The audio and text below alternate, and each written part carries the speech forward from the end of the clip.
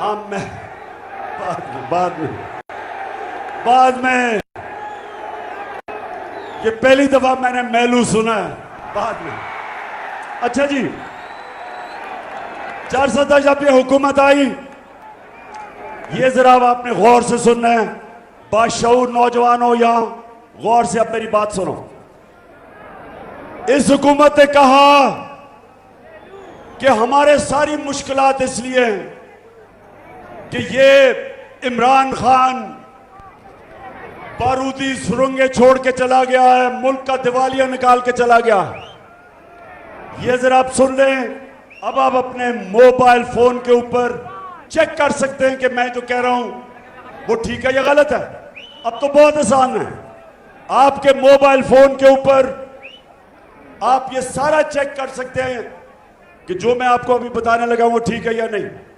जब हमें हुकूमत मिली 2018 में, ये गौर से सुनना है नौजवानों, मेरा काम है आपको तरबियत करना। जब हमें हुकूमत मिली, पाकिस्तान का जो खसारा था, बैरूनी खसारा, 20 अरब डॉलर, पाकिस्तान की तारीख का सबसे बड़ा खसारा। और खसारे को जो आमदनी थी, जो खसारे को खत्म करना था, एक्सपोर्ट्स पाकिस्तान की 2018 में, याद रखेंगे, मोबाइल पे चेक करें, 24 अरब डॉलर। और जो बाहर से हमें पैसा आता था बैरून मुल्क पाकिस्तानियों को, वो 19 अरब डॉलर था। 24 अरब डॉलर एक्सपोर्ट, 19 अरब डॉलर बैरून मुल्क पाकिस्तानियों का पैसा, और खसारा 20 अरब डॉलर था। जब हम 9 अप्रैल को हुकूमत छोड़ के गए तो पाकिस्तान का खसारा 16 अरब डॉलर था, बैरूनी खसारा। 16 अरब डॉलर का खसारा, और आमदनी हमारी बैरून मुल्क पाकिस्तान की जो रेमिटेंसेस थी वो 19 अरब डॉलर से गई 31 अरब डॉलर, 12 अरब डॉलर बढ़ गई। और एक्सपोर्ट्स 24 अरब डॉलर से 32 अरब डॉलर पे गई। रिकॉर्ड एक्सपोर्ट्स की हमने। इसका मतलब कि जब ये छोड़ के गए थे, हमारा खसारा भी बढ़ा, हमारी आमदनी भी कम, और जो हमारे रिजर्व्स थे, जो आपके रुपए को गिरने से रोकते हैं, हमारे रिजर्व्स जब ये छोड़ के गए थे 9 अरब डॉलर थे। हम जब छोड़ के गए थे, छोड़ के नहीं, जब हम वोट ऑफ नो कॉन्फिडेंस जब इन्होंने दर्ज करवाया तो 16 अरब डॉलर के रिजर्व्स थे। ये छोड़ के गए 9 अरब, हम 16 अरब के छोड़ के गए। यानी कि हम बेहतर माइशत छोड़ के गए, उसके बावजूद कि 2 साल सारी दुनिया में कोरोना की वबा थी, सारी दुनिया में जिसने तबाही मचाई, उसके बावजूद हमारी रिकॉर्ड एक्सपोर्ट्स, हमारी रिकॉर्ड रेमिटेंस, सबसे ज्यादा पाकिस्तान तारीख का हमने टैक्स का पैसा इकट्ठा किया, 6100 अरब रुपया रिकॉर्ड टैक्स कलेक्शन। 4 फसलें पाकिस्तान की पिछले हमारे 2 सालों में रिकॉर्ड 4 फसलों की पैदावार हुई। और सुने जरा, 410 समझ रहे हो मैं क्या कह रहा हूं? हम वो पाकिस्तान छोड़ के गए साजिश से। इन्होंने जब हमारी हुकूमत कराई तो 17 साल के बाद पाकिस्तान की जो माशत थी, जो हमारी दौलत में इजाफा था, जो इकोनॉमिक ग्रोथ थी, वो 17 सालों के अंदर सबसे बेहतरीन परफॉर्मेंस हमारी आखिरी 2 साल गवर्नमेंट की थी। तब इन्होंने साजिश करके हमारी हुकूमत कराई, और जब से इन्होंने हुकूमत कराई है इन्होंने ये कहा कि जनाब बड़ी महंगाई कर दी। वो बिलावल कांपे टांगने वाली हुए ने बिला मार्च कर दी। फजलुर रहमान ने 2 धरने दे दिए महंगाई पे।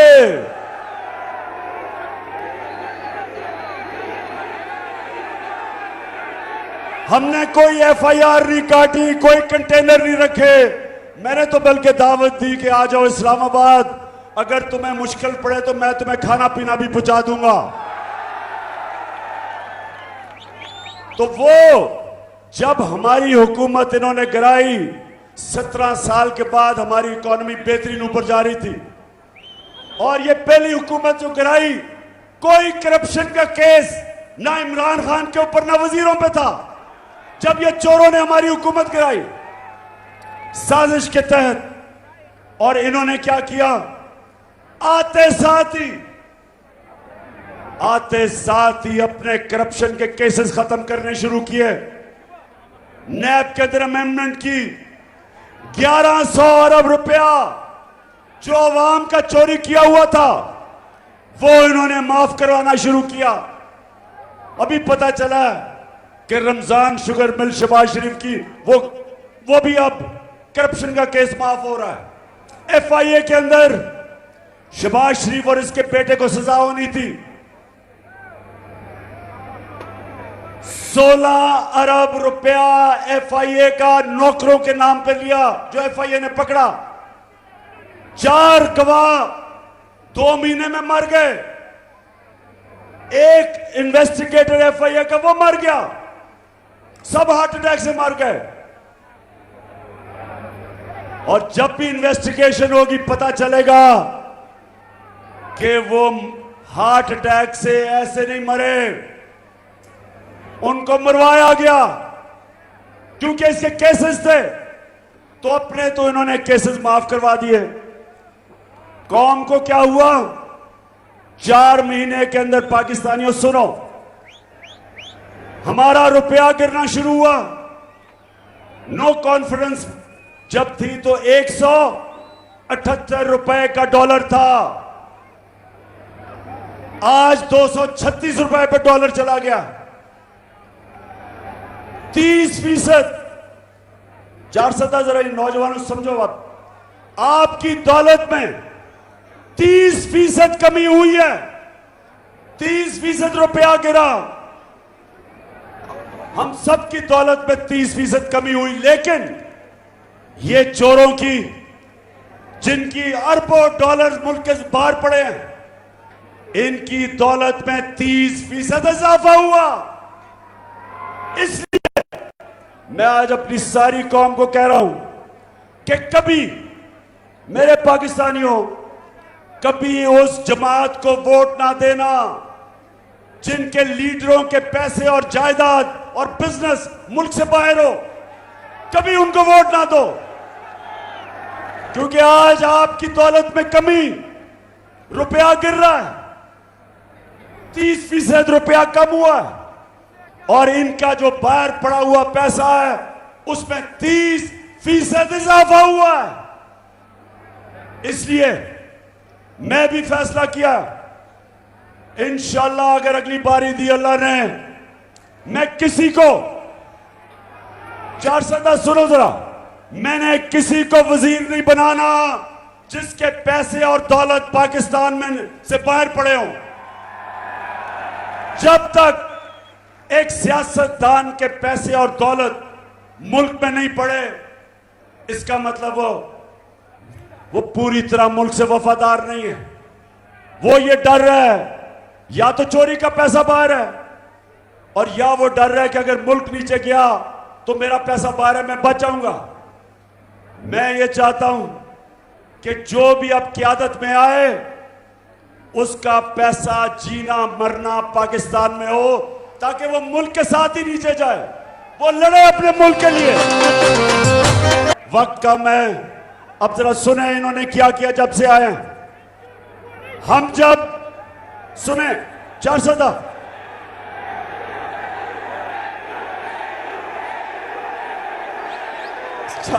सुनो, अब मगरिब होने वाली है, मैंने उससे पहले बात खत्म करनी है। सुने जरा, देखिए, हम जब गए तो आलमी मंडी के अंदर तेल $103 का था। नोट कर लो, ये आलमी मंडी में 9 अप्रैल जब हम गए तेल $103 का था। आज आलमी मंडी में तेल $93 का है, $10 कम हो गया। लेकिन जब हम थे तो पेट्रोल ₹150 लीटर था, आज ₹236 लीटर है। और 400 फजलुर रहमान ₹145 लीटर था, आज फजलुर रहमान की कीमत ₹250 लीटर है। इसका मतलब 400, इसका मतलब कि आलमी मंडी में तेल की कीमत कम, पाकिस्तान के लिए तेल, डीजल और पेट्रोल की कीमत ज्यादा। बिजली, जो आज लोगों को बिजली के बिल आ रहे हैं, हम जब हुकूमत में थे ₹16 यूनिट थी बिजली की कीमत, आज ₹36 दुगनी हो चुकी है। आज टैक्स मिला के ₹50 यूनिट से ऊपर चली गई है, 3 गुना ज्यादा बढ़ गई है। ये आए थे महंगाई के ऊपर, महंगाई के सारे रिकॉर्ड तोड़ दिए इन्होंने। और फिर किसानों के लिए, जरा किसानों के लिए मैं बताऊं, हम जब थे ₹8.5 यूनिट था ट्यूबवेल के ऊपर बिल, ₹8.5 यूनिट, आज ₹36 यूनिट है, 3 गुना से भी ज्यादा, 3 गुना से भी ज्यादा ट्यूबवेल पे किसानों की कीमत बढ़ गई है। जो डीएपी था वो ₹8,000 पे था, अब ₹8,000 से ₹14,000 पे चला गया। पोटैश 4,000 पे थी, आज ₹16,000 पे चली गई। और आज किसानों का जो सबसे ज्यादा पैसा हमारे दौर पे बनाया था, आज किसानों के खर्चे इतने हो गए, आज खर्चे इतने ऊपर चले गए। और ये जो किसान 21 तारीख को मुजाहरा कर रहे हैं, मैं आप सबकी पूरी हिमायत करता हूं, किसानों की पूरी हिमायत करता हूं। अच्छा, 400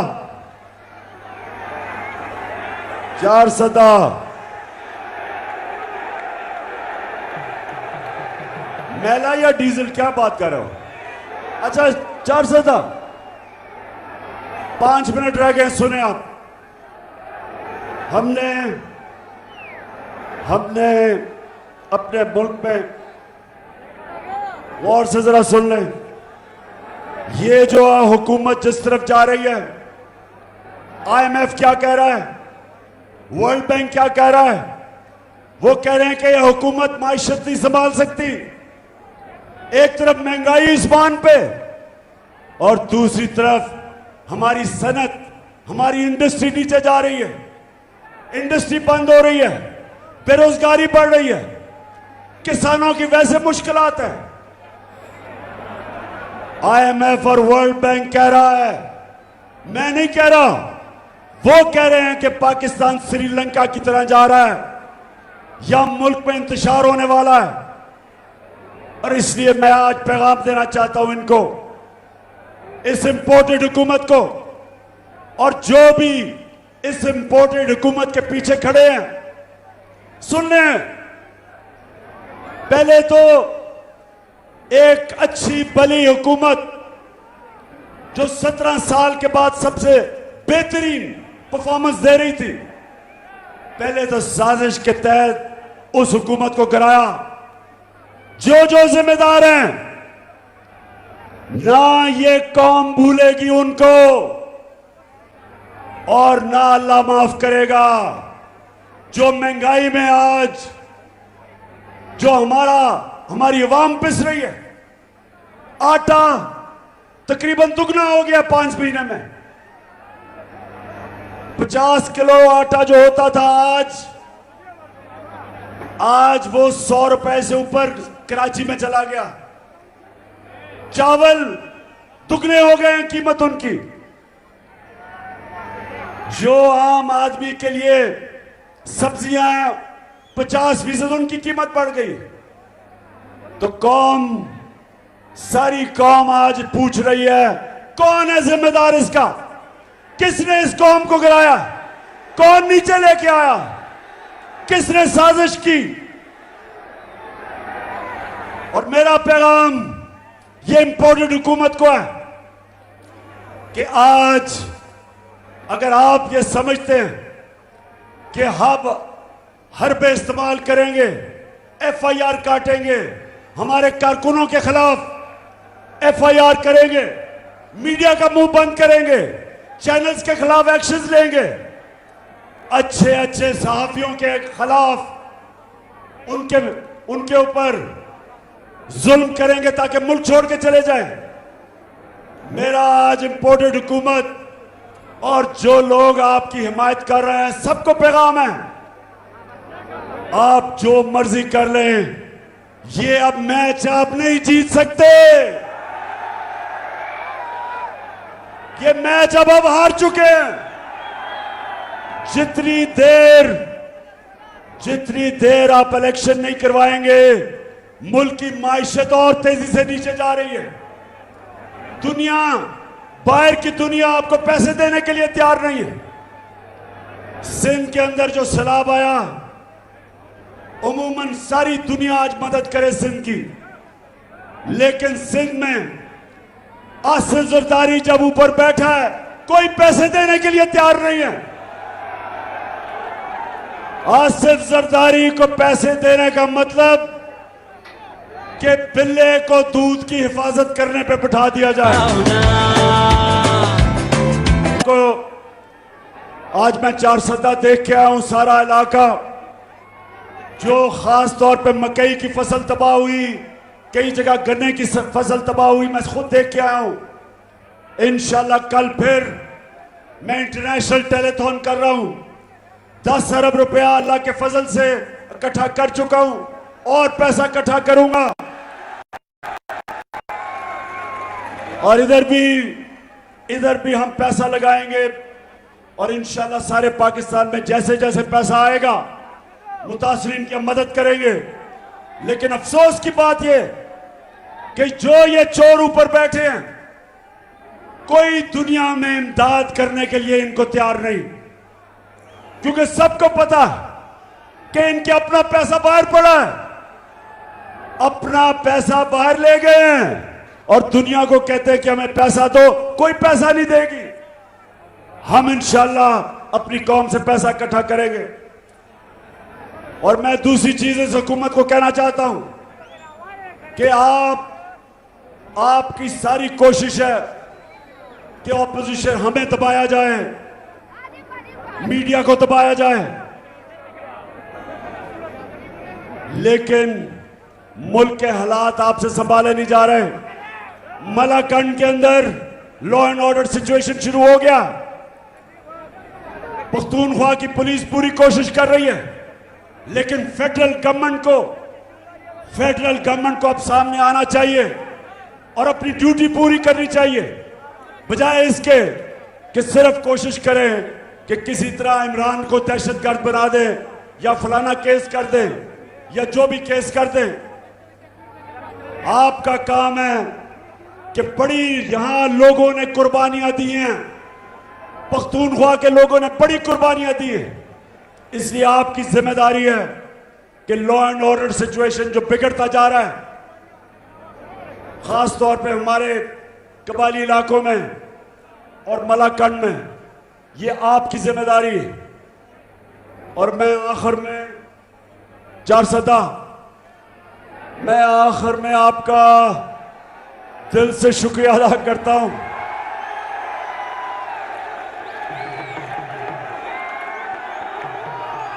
आपने सबने इंतजार करनी है, सबने इंतजार करनी है। ज्यादा दूर नहीं वो वक्त जब मैं अपनी कौम को एक कॉल दूंगा और वो कॉल होगी सिर्फ एक मकसद के लिए कि इस दलदल से जिसमें हमारा मुल्क डूबता जा रहा है, इन चोरों के हाथ जो हमारा मुल्क दलदल में डूबता जा रहा है, सिर्फ एक रास्ता है इससे निकलने का, साफ और शफाफ इलेक्शन करवाए जाए।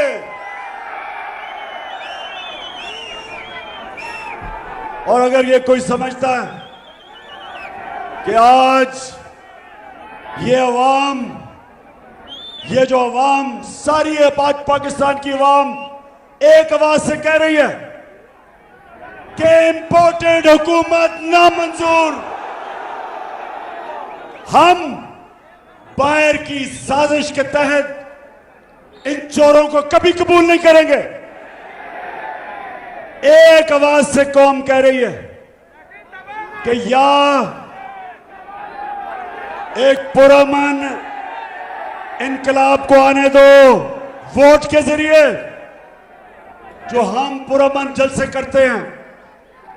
हम एक पैगाम दे रहे हैं इन सबको कि वोट के जरिए तब्दीली आने दो, नहीं तो ये मुझे खौफ है।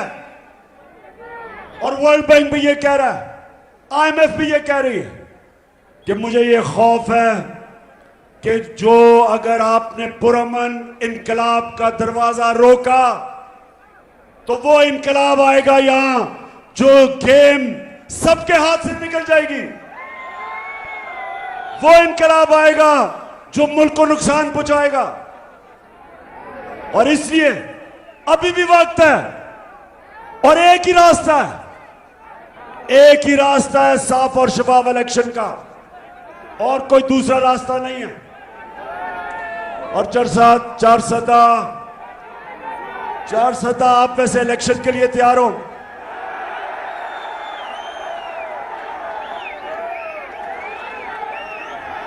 इंशाअल्लाह मैं फिर से 4 सदा, मैं जिस तरह आज आपने मेरा इस्तकबाल किया, जिस तरह आपने मुझे इज्जत दी, मैं हमेशा याद रखूंगा, आपको नहीं भूलूंगा। पाकिस्तान जिंदाबाद।